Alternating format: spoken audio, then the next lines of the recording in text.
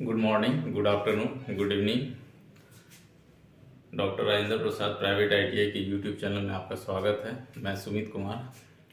आज इलेक्ट्रीशियन का first chapter trade introduction occupational safety and health का लास्ट दिन का आज वीडियो तैयार कर रहे हैं। इसमें आज का टॉपिक हम लिए हैं कि मानक और मानकीकरण क्या है, बीआईएस प्रमाण पत्र से क्या लाभ मिलेगा और सुरक्षा मापदंड का अवधारणा क्या है, और सबसे मोस्ट इम्पॉर्टेंट है कि 5S कॉन्सेप्ट क्या है।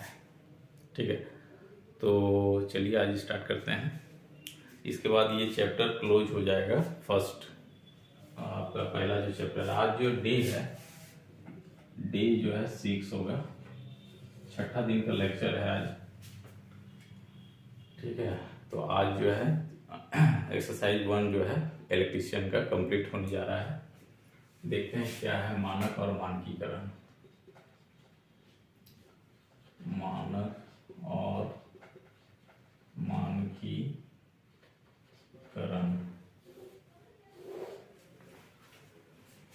तो कोई भी कंट्री हो, सारे कंट्री का एक स्टैंडर्ड जो है वो फॉलो करता है। कोई भी चीज़ का जो भी उत्पादन होता है, जो भी उपभोक्ता जो है कोई प्रोडक्ट खरीदते हैं, तो वो उस कंट्री का एक लोगो होता है कि उसको एक दे दिया जाता है कि हाँ ये मानक है। ठीक है, तो अंतर्राष्ट्रीय मानक संस्था भी है और राष्ट्रीय मानक संस्था भी होता है। प्रत्येक राष्ट्र का अपना अपना एक मानक संस्था होता है।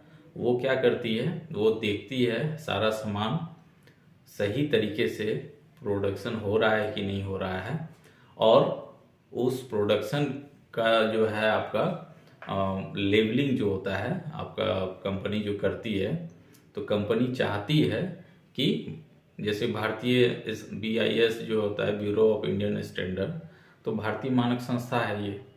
उसके अनुसार जो है आप नमक भी खरीदिएगा तो बीआईएस का अगर मार्क लगा हुआ है, पहले आईएसआई था, तो आईएसआई क्या हुआ ना, पाकिस्तान का जो है खुफिया एजेंसी का नाम पड़ गया। तो आईएसआई इंडिया का गवर्नमेंट क्या किया, इंडियन सरकार क्या की, आईएसआई को हटा दी और बीआईएस ले आई, यानी कि ब्यूरो ऑफ इंडियन स्टैंडर्ड। तो उसी के अनुसार हर चीज़, हर प्रोडक्ट बन रहा है, और आदमी बहुत समझिए कि भरोसे से उस प्रोडक्ट को लेती है कि क्यों, क्योंकि वो मानक और मानकीकरण में एकदम भारत सरकार से प्रमाणित हो जाता है। ठीक है, तो कोई भी उत्पादन मानक क्या है, मानक है क्या कि कोई भी उत्पादन आप अगर कर रहे हैं तो उस जिस कंट्री में आप कर रहे हैं उस कंट्री के मानक के अनुसार आप कर रहे हैं, तो आपका वो जो उत्पादन है, स्टैंडर्ड है उसका सही है, उत्पादन का, प्रोडक्शन का स्टैंडर्ड क्या है, सही है। तो कोई भी उत्पादन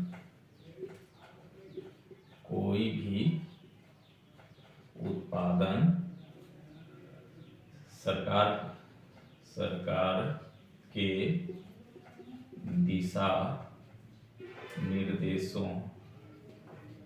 निर्देशों के अनुसार अगर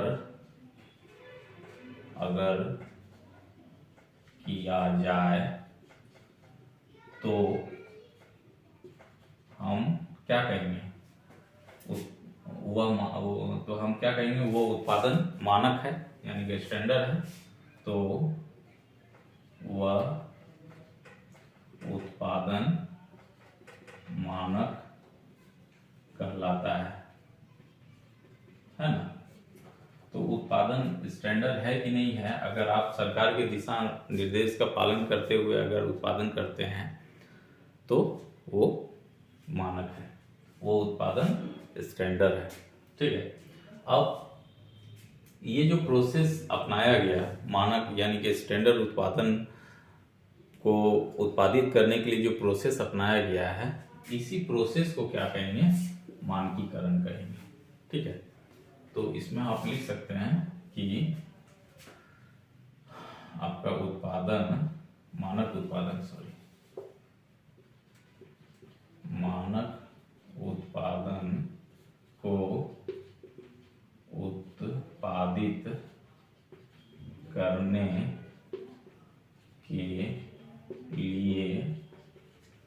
जिस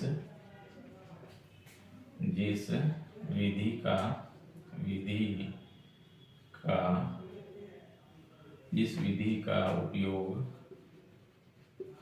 उपयोग किया गया उसे हम क्या कहेंगे, उसे हम मानकीकरण कहेंगे, मानकीकरण कहते हैं। तो मानक और मानकीकरण क्या है समझ में आ गया कि जो प्रोसेस से हम स्टैंडर्ड प्रोडक्शन किए उस प्रोसेस को हम क्या बोलेंगे, मानकीकरण कहेंगे।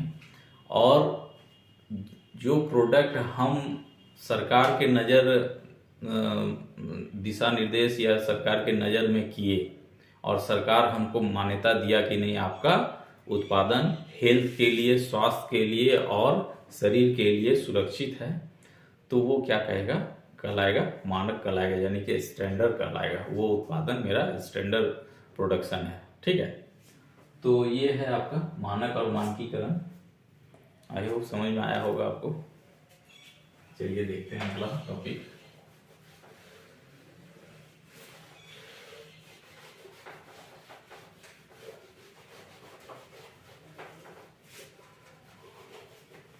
ज़्यादा कुछ नहीं है इसमें। अगला है BIS प्रमाण पत्र चिन्ह के लाभ। BIS प्रमाण पत्र के लाभ। तो अगर हम कोई भी उत्पादन करते हैं तो उत्पादन जो करते हैं तो हम कंपनी को तो जो लाभ है उपभोक्ता को भी लाभ है। उपभोक्ता के अलावा उपभोक्ता तक पहुंचाने वाले डिस्ट्रीब्यूटर को भी लाभ है ना, सबको लाभ है। क्यों? क्योंकि अब कंपनी को क्या लाभ है, अगर कंपनी BIS का लेवल लगा के अगर मार्केट में सप्लाई करती है तो उसका जो प्रोडक्ट है ना वो बहुत जल्द मार्केट में परचेज होने लगता है। ठीक है, क्यों?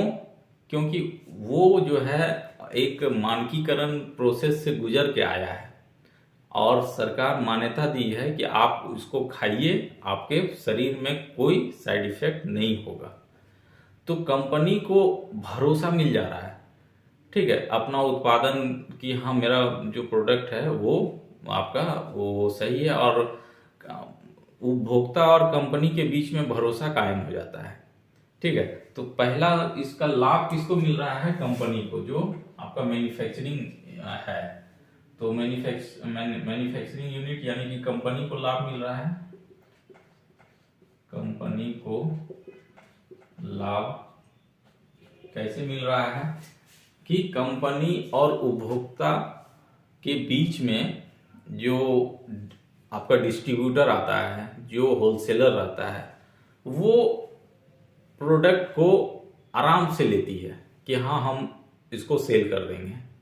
ठीक है, तो कंपनी को सबसे बड़ा बात है कि मतलब बाजार में अपना प्रचार करने का दरकार नहीं है। ठीक है, सिर्फ BIS का मार्क लगा हुआ रह जाएगा तो ऑटोमेटिक आप उसका प्रोडक्ट जो है आपका कस्टमर लोग लेगा। ठीक है, तो कंपनी को लाभ क्या है कि उसे क्या करते हैं, पहला लाभ है कि उसे जो है आपको प्रचार करने की दरकार नहीं पड़ती है, यानी कि प्रोडक्ट का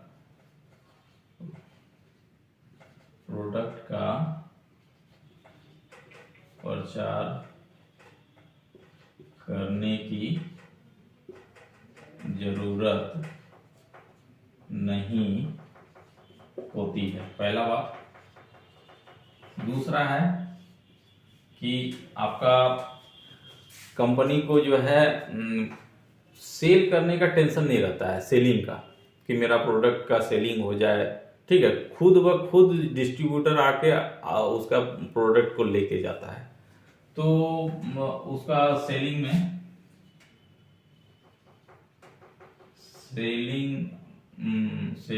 करने में कठिनाई उसे नहीं होता है,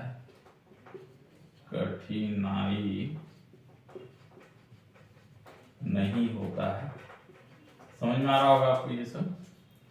तीसरा बात क्या है कि एक भरोसा कायम हो जाता है, ठीक है, मैन्युफैक्चरिंग यूनिट और कस्टमर के बीच, कि वो जो चीज बनाएगा वो सही बनाएगा, ठीक है। तो मार्केट में क्या होता है, भरोसा मिल जाता है। मार्केट में प्रोडक्ट, कंपनी का भरोसा कायम हो जाता है, कंपनी का भरोसा क्या होता है, बन जाता है, ठीक है। और कंपनी ग्रोथ करने लगती है। कंपनी कब ग्रोथ करेगी, जब उसका प्रोडक्ट का जो है सेलिंग अच्छा हो, तो कंपनी राइज करती है ना। तो BIS का अगर मार्क्स प्रमाण पत्र मिल जा रहा है उसको, ठीक है, तो कंपनी राइज करेगी। चाहे आप पानी का बोतल क्यों नहीं खरीद रहे हैं, अगर BIS का मार्क लगा हुआ है तो आप जो है शांति से उसको पी सकते हैं पानी को। नमक खरीदिए या कुछ भी आप पैकिंग वाला कोई भी सामान खरीदे हैं, अगर BIS है तो आप भरोसा, सरकार, चूंकि आपको लग रहा है कि सरकार उसका निरीक्षण करके उसको वो आपका प्रमाण पत्र दिया गया है सरकार के द्वारा, तो आपके शरीर या आपके जो है स्वास्थ्य संबंधित कोई भी दिक्कत नहीं आएगा। तो इससे क्या होता है ना, कंपनी ग्रोथ करने लगता है। कंपनी जो है अगर भरोसा जीत गई कस्टमर का, मार्केट का, तो कंपनी क्या करेगी, ग्रोथ करेगी, कंपनी ग्रोथ करेगी, है ना। तो इतना तरह को कंपनी को लाभ है BIS प्रमाण पत्र का। अब आ जाइए डिस्ट्रीब्यूटर। डिस्ट्रीब्यूटर को भी लाभ है। डिस्ट्रीब्यूटर को क्या लाभ है कि डिस्ट्रीब्यूटर को टेंशन नहीं है, उसको भरोसा है कि उसका प्रोडक्ट जो आप वो कंपनी से परचेज किया है, थोक विक्रेता जिसको बोलते हैं, उसका परचेज तो वो अपना पैसा लगा के किया, अब उसमें जो है थोड़ा सा जो MRP है, MRP से कम में वो आपको कंपनी से वो जो डिस्ट्रीब्यूटर होता है वो खरीदता है, और कंपनी कह देती है कि आप MRP पे आप मार्केट में जो है, मतलब उसके बाद जो सेलर सब है, तो जो डिस्ट्रीब्यूटर हुआ उसके बाद सेलर आता है जो कि दुकान जिसको कहते हैं, ठीक है। तो मान के चलिए अगर 20 रुपया MRP है, तो कंपनी से डिस्ट्रीब्यूटर क्या करता है, 16 रुपया में खरीद लेता है, ठीक है। डिस्ट्रीब्यूटर क्या करेगा, उसके बाद सेलर लोग को देगा, कितना में दे देगा, 18 रुपया में दे देगा, ठीक है। और सेलर को क्या करना है कि उसको 20 रुपया MRP में बेच देना है, तो उसको भी 2 रुपया लाभ मिल रहा है। और जो जहां से वो खरीदा, सेलर कहां से लिया, डिस्ट्रीब्यूटर से लिया, तो डिस्ट्रीब्यूटर को 2 रुपया लाभ मिल रहा है उसको, ठीक है। वो खरीद रहा है 16 रुपया में कंपनी से, सेलर को दे दिया 18 रुपया में, तो उसको भी जो है 2 रुपया का लाभ मिला। 18 रुपया में खरीद के वो क्या कर रहा है, MRP पे जो है आपका प्रोडक्ट को वो सेलर क्या कर रहा है, बेच दे रहा है, ठीक है। तो उसको भी 2 रुपया लाभ मिला।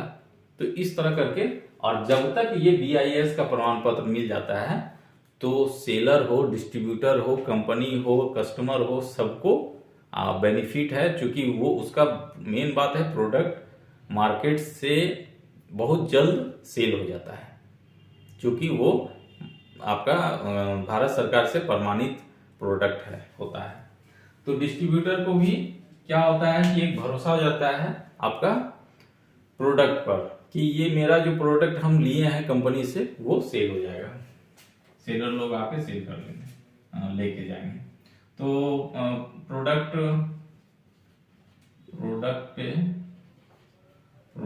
पर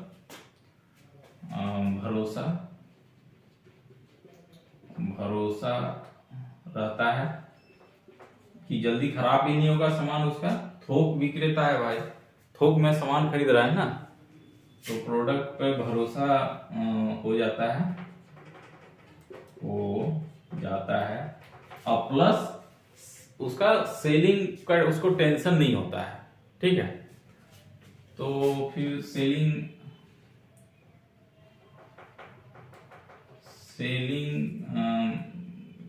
सेलिंग का प्रॉब्लम नहीं होता है, नहीं होता है, ठीक है। और जल्द जो है, मतलब देखिए मेन बात क्या है ना कि BIS का आपका मार्क वाला रहेगा सामान, तो मतलब प्रोडक्ट जल्दी सेल हो जाता है, ठीक है, मार्केट से निकल जाता है। तो यहाँ भी इसका जो है सामान का सेलिंग का प्रॉब्लम नहीं है, और अधिक से अधिक प्रोडक्ट जो है सेलर लोग आके, मतलब दुकानदार लोग आके इसके यहाँ, थोक विक्रेता के यहाँ से जाके लेके आते हैं, क्योंकि मार्केट में जल्द वो यूज होने लगता है सामान, ठीक है। तो समय जो है इसका, मतलब जल्द से जल्द सेलिंग होने लगता है, ज्यादा से ज्यादा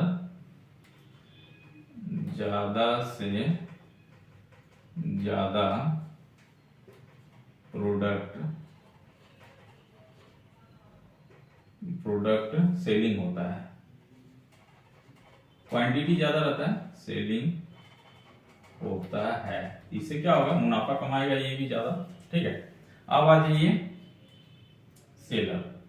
सेलर को भी यही फायदा है। सेलर को जो है अपने हिसाब से अपना जो उसका जो कस्टमर है, वो कितना कस्टमर है, कितना वो जो है सेल कर सकता है सामान, ठीक है। लास्ट में जो दुकानदार लोग होते हैं, थोक विक्रेता तो हो गए, डिस्ट्रीब्यूटर, उस खुदरा विक्रेता जिसको बोलेंगे, जो कि वो बेचेंगे सेलर लोग, दुकानदार लोग, तो अपने हिसाब से लाते हैं और उसको सेल करते हैं, ठीक है। तो सेलर लोग को भी फायदा है कि उसका सामान खराब नहीं होता, रखे रखे पड़ा हुआ नहीं रहता है, ठीक है। तो यही बात है, सेलर को भी फायदा है कि सामान जो है, प्रोडक्ट जो है जल्द से जल्द तथा अधिक से अधिक क्या होता है, बाजार में बिकता है। काहे बिकता है, बाजार में बिक जाता है। क्यों भाई, क्योंकि BIS का मान्यता प्राप्त प्रोडक्ट हो रहता है, इस वजह से। अब आ जाइए कस्टमर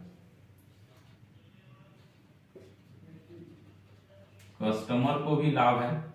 सबसे पहला लाभ है स्वास्थ्य संबंधी, क्योंकि भारत सरकार जो है प्रमाणित कर दिया है कि आपका स्वास्थ्य से कोई खिलवाड़ नहीं होगा, ये आप खाइए, ये आप पीजिए, ये आप पहनिए, ठीक है, ये आप ओढ़िए, जो भी करना है आप इस प्रोडक्ट से आप कर सकते हैं। साबुन क्यों नहीं हो, आप स्नान कर सकते हैं इस साबुन से।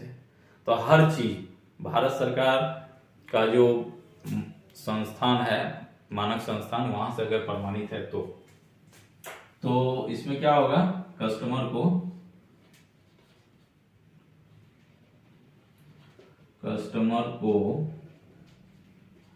भरोसा रहता है किस पर, प्रोडक्ट पर, पहला बात। उसके बाद भरोसा कायम हो जाता है कस्टमर का, प्लस कस्टमर जो है आप वो जान रहा है कि मेरे साथ कुछ अहित नहीं होगा, क्योंकि BIS प्रमाणित हम प्रोडक्ट का यूज कर रहे हैं, है ना। तो मतलब शरीर संबंधित या स्वास्थ्य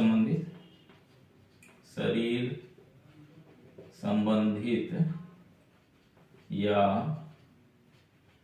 स्वास्थ्य संबंधित नुकसान से बचा जा सकता है, ये आपका कस्टमर जानता है, ये कस्टमर को पता ठीक है, कि इससे हमको स्वास्थ्य और शरीर संबंधित कोई भी दिक्कत नहीं होगा। ठीक है, तो आंख कान मूंद के यूज करता है। ठीक है, तो BIS जो है कितना मतलब बहुत जरूरी है। अब BIS जो होता है तो इसका भी बहुत सारा आपका, जैसे नहीं देखते हैं फूड सेफ्टी डिपार्टमेंट होता है। फूड सेफ्टी डिपार्टमेंट क्या करती है, जो खाद्य सामग्री है जो डेली बने और डेली बिक्री हो जाए तो उसका निगरानी रखती है हर एक डिस्ट्रिक्ट में। स्टेट और कंट्री का बात नहीं है, कंट्री में जो स्टेट है उस स्टेट का प्रत्येक डिस्ट्रिक्ट में फूड सेफ्टी डिपार्टमेंट होता है। वो डेली या बीच बीच में जो है जा जाके दुकान वगैरह को चेक करती है कि आप जो बना रहे हैं, अगर मिठाई ही बना रहे हैं तो सही बना रहे हैं कि नहीं बना रहे हैं। तो कच्चा प्रोडक्ट है भाई, वो डेली बनता है डेली बिक्री होता है, तो उसके लिए भी निगरानी रखा जाता है। तो इसी वजह से तो ये है, कंपनी को बहुत सारा लाभ है।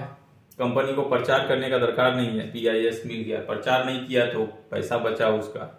ठीक है, प्रोडक्ट का प्रचार का जरूरत नहीं है, सेलिंग करने की कठिनाई नहीं होती है। BIS का अगर प्रमाण पत्र उसको मिल जा रहा है तो सेलर लोग तुरंत जाके आपका डिस्ट्रीब्यूटर लोग जाके ले आते हैं माल को। मार्केट में जो है आपका कंपनी का भरोसा बन जाता है। और कंपनी को क्या चाहिए, कंपनी को एक ही चीज चाहिए कि आपका जो कस्टमर है उस कस्टमर का भरोसा जीतना है कंपनी को, और कुछ नहीं। अगर भरोसा जीत लिए तो कंपनी जो प्रोडक्ट तैयार करेगी आंख कान मूंद के वो कस्टमर लोग चालू हो जाते हैं यूज करना। लेकिन ये थोड़ा गलत है, BIS का मार्क देख के ही कंपनी को कंपनी पे भरोसा करना चाहिए। और कंपनी क्या करेगी, ग्रोथ करने लगती है। ठीक है, जब उसका प्रोडक्ट मार्केट में लॉन्च जल्दी जल्दी होने लगता है, मार्केट में नया नया प्रोडक्ट आने लगता है और सेल होने लगता है, तो कंपनी क्या करती है, ग्रोथ करने लगती है। डिस्ट्रीब्यूटर को भी लाभ है कि प्रोडक्ट पे उसका मतलब जब प्रोडक्ट पे भरोसा उसको हो जाता है कि नहीं भाई BIS है, तो हम सेलर को दे सकते हैं, सेलर अपना जो है सेलिंग कर सकता है। सेलिंग का प्रॉब्लम नहीं होता है क्योंकि सेलर लोग पहुंच जाते हैं कि नहीं BIS का मार्क वाला प्रोडक्ट है। ठीक है, तो और ज़्यादा से ज़्यादा प्रोडक्ट जो है ये सेल करने लगते हैं डिस्ट्रीब्यूटर लोग। और उसका सेलर को क्या लाभ है कि सामान जल्दी जल्दी बिक्री होता है। ठीक है, जल्दी बिक्री होगा, ज़्यादा उसको मुनाफा आएगा और फिर जाएगा, फिर लाएगा, फिर बेचेगा। और कस्टमर को भरोसा है कि मेरे शरीर और स्वास्थ्य संबंधित कोई भी नुकसान नहीं होगा, तो BIS का इतना लाभ है। ठीक है, BIS प्रोडक्ट अगर है तो समझ में आया होगा प्रमाण पत्र का क्या लाभ है, एडवांटेज BIS का। अगला आ जाते हैं,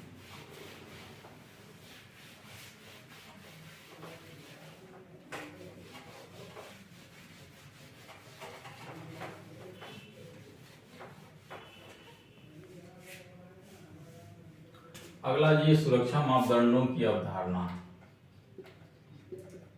सुरक्षा मापदंडों की अवधारणा।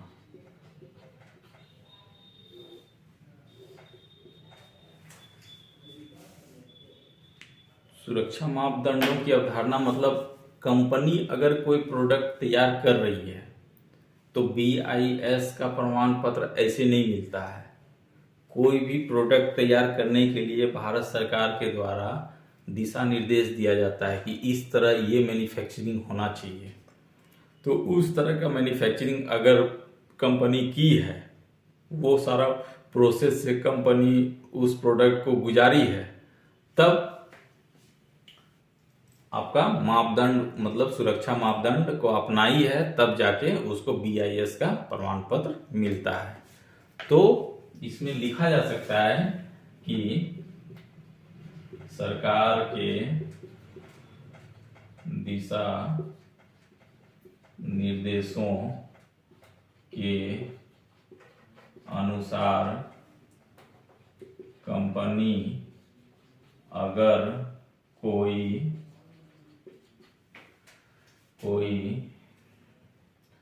प्रोडक्ट का निर्माण करती है तो क्या कहलाएगा? कंपनी के द्वारा सुरक्षा मापदंड को अपनाया गया। करती है तो हम उसे कह सकते हैं कि कंपनी के द्वारा सुरक्षा मापदंडों को अपनाया गया है। ठीक है, इससे क्या फायदा है? एडवांटेज तो हम बताइए दिए अभी इससे पहले कि कंपनी को भी फायदा है, आपका जो प्रोडक्ट तैयार कर रहा है, आपका डिस्ट्रीब्यूटर को फायदा है जो थोक विक्रेता है, सेलर को फायदा है और कस्टमर को फायदा है। तो यही है अवधारणा। सुरक्षा मापदंडों की अवधारणा में यही आएगा कि सरकार के अगर दिशा निर्देश पे अगर पानी का बोतल भी तैयार हुआ है, पानी जो मैन्युफैक्चरिंग यूनिट पानी का प्लांट लगाते हैं, तो आप कहा जा सकता है कि कंपनी सुरक्षा मापदंड की अवधारणा से काम की है। ठीक है, तो यही है आपका, ज्यादा कुछ नहीं था इसमें।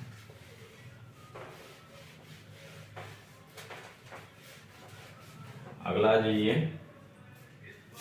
5S की अवधारणा। 5S concept. 5 और S यानी कि ऐसा कॉन्सेप्ट होगा जिसमें S से स्टार्ट होने वाला 5 शब्द है। ठीक है, और ये जो है ना जापानी कॉन्सेप्ट है। जापान में 1970, लिखिए इसको कि यह कॉन्सेप्ट आपका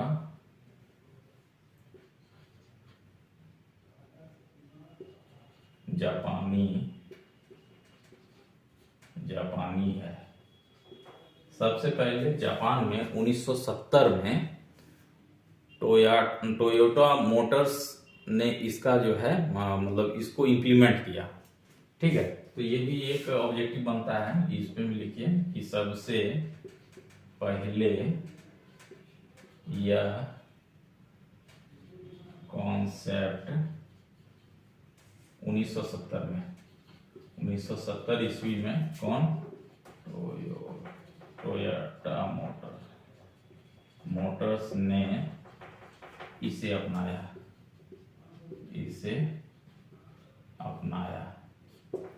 ठीक है, तो 1970 से ये चला आ रहा है जापान। और पता नहीं ITI के इलेक्ट्रीशियन में हम लोग का 5E है। ठीक है, इंडियन वाला में 5E यानी कि 5E का जो है कॉन्सेप्ट इंडिया में चल रहा था, लेकिन अभी निमी देख रहे हैं 5S को लाई है इलेक्ट्रीशियन के बुक में। ठीक है, तो 5S है क्या? पहला तो 1 नंबर में कहलाएगा आपका शॉर्ट यानी कि छटनी। अब कॉन्सेप्ट है क्या 5 गो, वो देख लीजिए। तो जापानी कॉन्सेप्ट का कहना क्या है कि अगर आप ये इतना जान लीजिए कि कंपनी से रिलेटेड है। ठीक है, कोई कंपनी अगर स्थापित कर रहे हैं आप या कंपनी को ग्रोथ कराना चाहते हैं तो 5S का आप इम्प्लीमेंट कीजिए। 5S को जापानी सरकार करती है। ठीक है, तो छटनी का क्या मतलब हुआ कि कंपनी में बिना मतलब वाला जो भी चीज है, ठीक है, रॉ मटेरियल, उसको हटा दीजिए पहला। ठीक है, इसका यही कहना है कि बिना मतलब वाला जो भी रॉ मटेरियल है जो यूटिलाइजेशन में नहीं आ रहा है उसको आप दरकिनार कर कीजिए। ठीक है, तो छटनी का यही मतलब हो गया कि कंपनी में बिना यूटिलाइजेशन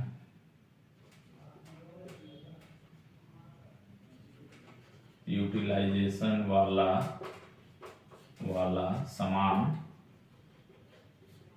सामान हटाना। ठीक है, हटा दीजिए, उससे भी कुछ पैसा आ जाएगा। ठीक है, दूसरा बात है कि एक पहला शॉर्ट हो गया, अब दूसरा है कि सेट इन ऑर्डर,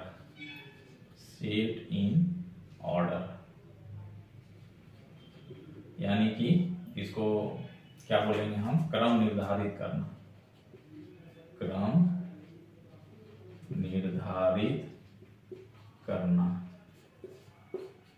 दूसरा बात बोलता है।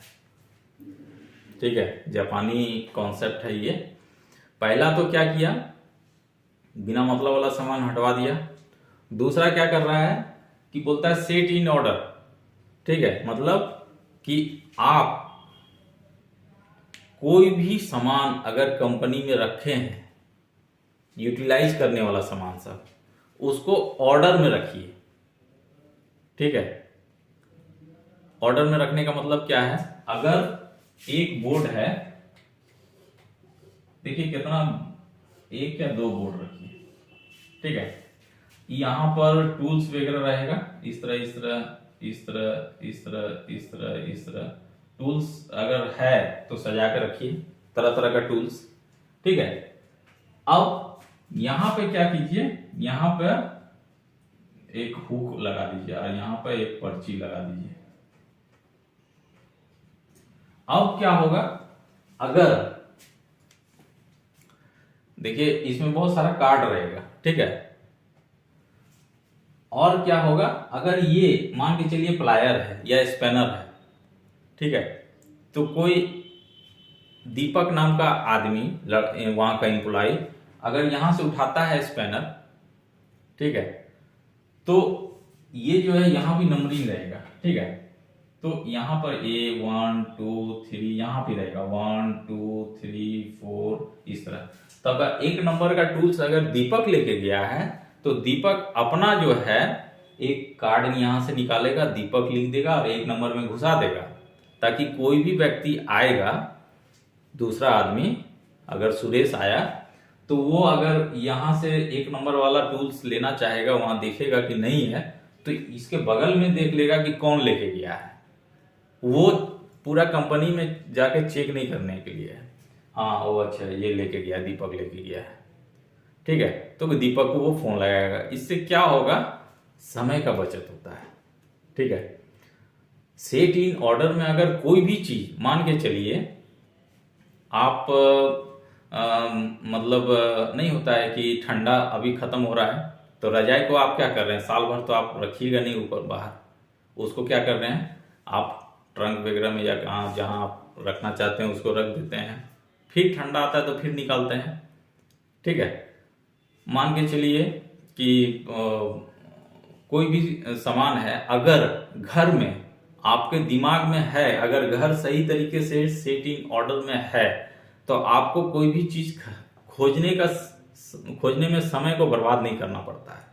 ठीक है, तो जापानी कॉन्सेप्ट यही कहती है कि सेट इन ऑर्डर में हर चीज को रखिए। ठीक है, यही कहना है इसका। दूसरा बात, और एक बात बता देते हैं, कभी भी कोई भी टेक्निकल एग्जाम में आप जाइएगा ना, तो 5S संबंधित एक क्वेश्चन जरूर देता है। ठीक है, अगर यही पूछ देगा 5S में दूसरा S का मतलब क्या हो गया, तो दूसरा S का मतलब यही हो गया सेट इन ऑर्डर। ये वाला वर्ड याद रखिएगा, ये बहुत इंपॉर्टेंट है। ये पहला है शॉर्ट, दूसरा है सेट इन ऑर्डर, यानी क्रम निर्धारित करना। ठीक है, तो इसमें आप लिख सकते हैं कि यह कंपनी में प्रायोरिटी के हिसाब से। ठीक है, पहला प्रायोरिटी किसको दें, दूसरा, मतलब ये जैसा जैसा सामान वैसा वैसा सेट इन ऑर्डर में रखेंगे। ठीक है, तो यह कंपनी में किसी भी, पहला तो है क्या कि रॉ मटेरियल हटवा दिया, बिना मतलब वाला सामान हटवाया। अब जो मतलब वाला सामान है उसको भी बोल रहा है सेट इन ऑर्डर में रखने के लिए। ठीक है, तो यह कंपनी में सभी उपयुक्त औजार हो या कुछ भी हो, उपयुक्त वस्तु को प्राथमिकता के अनुसार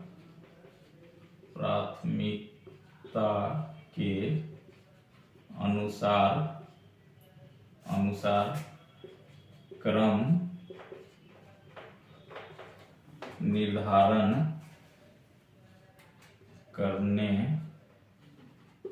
के लिए कहता है। ठीक है, कि जो मेरा ज्यादा उपयोगी है उसको पहले रखेंगे, फिर उससे इस तरह करके क्रम निर्धारित करके उपयोगिता के अनुसार। ठीक है, अब आ जाइए तीसरा बात।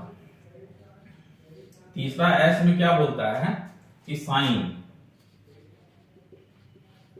यानी कि चमकाना। साइन मतलब चमकाना। कंपनी ग्रोथ कैसे करे उस पे ये 5S कॉन्सेप्ट है। तो इसमें यही कहना है इसका कि आप घर को तो हम डेली आप झाड़ू मारते हैं घर में। ठीक है, तो घर में क्यों आप झाड़ू मारते हैं, क्यों आप साफ सफाई करते हैं? इसीलिए करते हैं ताकि कोई भी बाहर से आए तो आपका घर को देख के, आपका रहन सहन को देख के, आपका स्वच्छता को देखते हुए आपको इज्जत दे। यही है ना।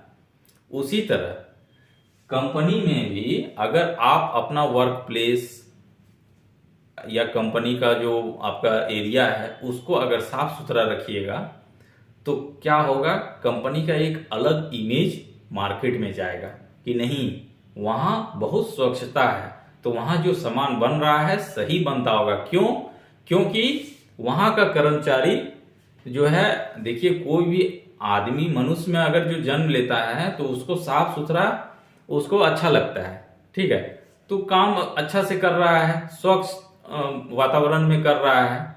ठीक है, तो चमकाना वही कहला रहा है यहाँ पर कि चमकाना मतलब क्या है कि कंपनी का परिवेश को साफ सुथरा रखने के लिए बोला जा रहा है। परिवेश का मतलब हो गया कंपनी का जो है, मतलब परिवेश में ये मत समझिएगा कि जो है मतलब कि मन मुटाव या लड़ाई झगड़ा, वो वाला परिवेश नहीं, मतलब आसपास का वातावरण को साफ सुथरा। ठीक है, चमकाना यानी कि कंपनी के आसपास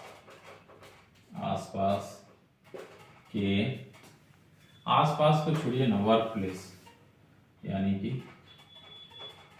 वर्क प्लेस को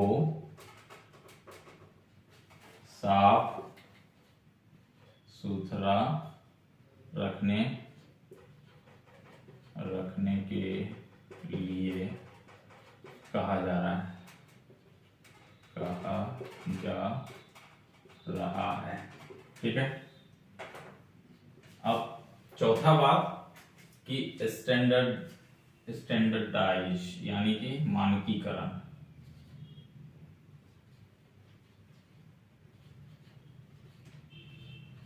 यानी कि मानकीकरण कंपनी का ये तो रूल है ही कि हम जो भी अभी हम बताए मानकीकरण क्या होता है, जो भी सामान बनाएं मतलब वो सामान जो यूज करेगा उस आदमी के शरीर, आदमी के स्वास्थ्य को देखते हुए, ध्यान में रखते हुए तैयार करें तो कंपनी जरूर ग्रोथ करेगी।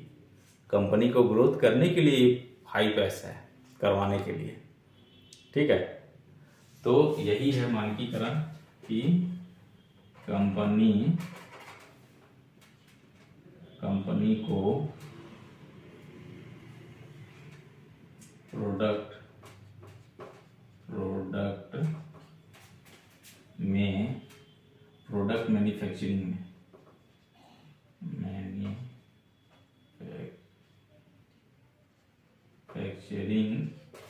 मैन्युफैक्चरिंग में मानकीकरण का मानकीकरण का ख्याल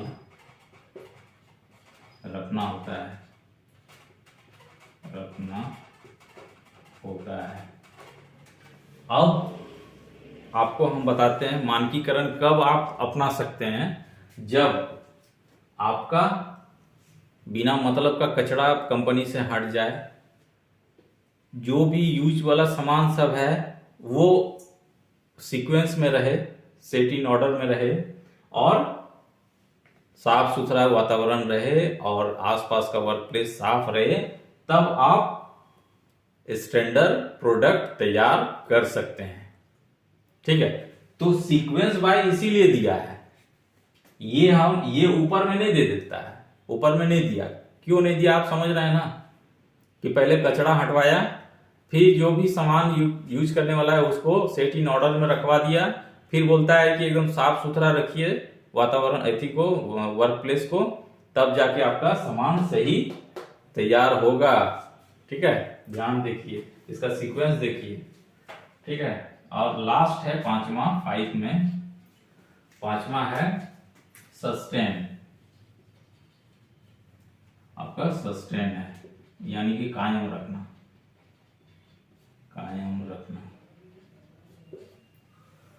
ठीक है, बड़ा बड़ा जो टाटा मोटर्स, टोयोटा, हुंडई, जो भी गाड़ी का मैन्युफैक्चरिंग, यहाँ तो बोला गया है 1970 में ये टोयोटा ने जो है मोटर्स ने अपनाया था। ठीक है, तो सस्टेन में बहुत मेहनत लगता है, इसको सस्टेन रखना बहुत मेहनत वाला बात है। कि हाँ एक बार हम नहा लिए तो दूसरा दिन नहीं भी नहाएंगे तो चलेगा, वो वाला गप नहीं है। ये हमेशा के लिए आप इसको फॉलो करते रहिए।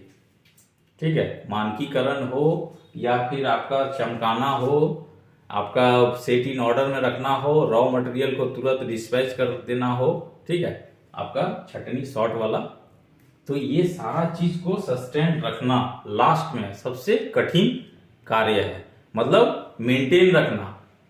ठीक है, सारा चीज जो भी 4 वो चीज है उसको हमेशा के लिए मेंटेन रखना। नहीं, ये नहीं कि हम 1 महीना के लिए किए हैं, ये वाला बात नहीं, तभी आपका कंपनी ग्रोथ करती है।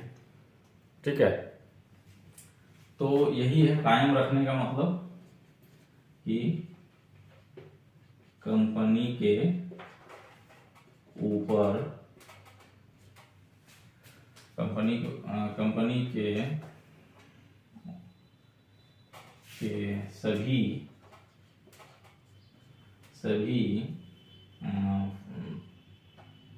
आपका कंपनी के सभी नियमों और जो भी इसका सेट इन ऑर्डर है, यानी कि कंपनी 5S के निम्न चारों S को हमेशा कायम रखे, ये कहा जा रहा है। यानी कि सस्टेन रखना मतलब कायम रखना हमेशा, तब जाके आप कोई भी कंपनी को आप राइज करवा सकते हैं। ठीक है, यानी कि अब ऑब्जेक्टिव क्या बनता है इसमें जानते हैं, कि 5S किससे संबंधित है। 4 को ऑप्शन दे देगा, खेती से, शिक्षा से, स्वास्थ्य से और व्यापार से। तो आपको ध्यान रखना होगा कि व्यापार वाला गप है इसमें। ठीक है, या फिर क्वेश्चन दे देगा कि 5S में सेकेंड S क्या है, तो सेट इन ऑर्डर है। याद दे देगा 5S में पहला S का मतलब क्या है। ठीक है, तो शॉर्ट है, छटनी करना। ठीक है, या फिर कोई जरूरी नहीं है कि 1 2 देगा, हो सकता है 5S में तीसरा S क्या है। ठीक है, तो आपका साइन है, मतलब चमकाना है। तो इस तरह से क्वेश्चन देता है। ठीक है, तो 5S कॉन्सेप्ट यही है, छटनी, सेट इन ऑर्डर, यानी कि कंपनी से बिना मतलब वाला सामान हटवा दिया, जो मतलब वाला सामान है उसको बोलता है सीक्वेंस बाय रखिए। फिर बोलता है चमकाइए, बढ़िया से कंपनी को साफ सुथरा रखिए। फिर बोलता है कि मानकीकरण को अपनाइए। उसके बाद बोलता है सस्टेन, मतलब कि ये सारा चीज को कायम रखिए आप लगातार जब तक आप कंपनी चला रहे हैं। यही है 5S। ठीक है, तो आई होप आपको आज वीडियो अच्छा लगा हो। अगर अच्छा लगा है तो लाइक कीजिए, कमेंट कीजिए, और सब्सक्राइब नहीं किए तो कर लो। ठीक है, और क्या बोलेंगे, ये अगला ये इसके बाद जो है इसका एक्सरसाइज टेस्ट लेके आते हैं। धन्यवाद, शुभ रात्रि, गुड नाइट।